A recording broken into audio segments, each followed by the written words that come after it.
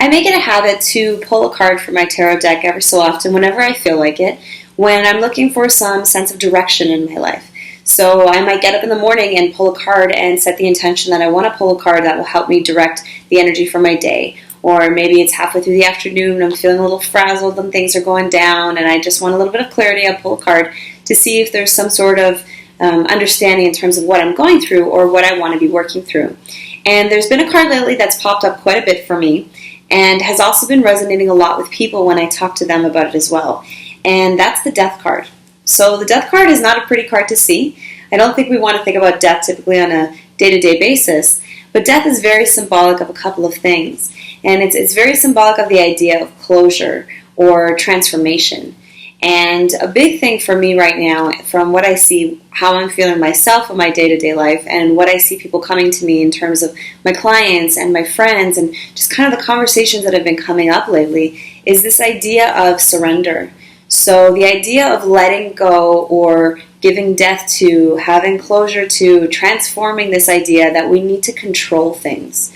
So more often than not, when we're looking at something from a situation where we're stuck on finding a solution, so maybe you're looking for a new job and you're going on all of these interviews and you want to make the next interview that you go to the job that you get. Or maybe you've been dating for quite some time and you want this next guy or girl that you meet to be the one. Maybe there's some other situation in your life that you've been forcing. You've maybe had an argument with someone lately and you're trying to figure out the best way to address it because you know that you haven't moved past it yet and you need some sort of closure to the whole thing. Surrender can be very difficult because we often want to create things in our lives based on where we think we need to be or how we want to feel. But sometimes it's just important to know that we want to start feeling good in our lives, that we want to start feeling more productive, that we want to be more open and honest with people, that we want to be more in tune with our intuition, as opposed to actually trying to force the issue and trying to create exactly what it is that we want. We just kind of have to let it go and let it happen.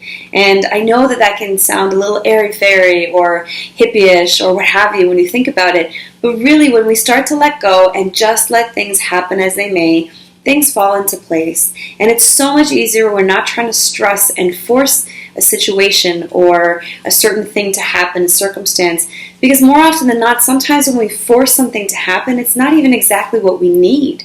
Sometimes we think we need that job and then we get it and we're like, oh, it's not quite what I needed. Or we think that person we've been on a date with is the one forever and ever and they turn out to not be so perfect.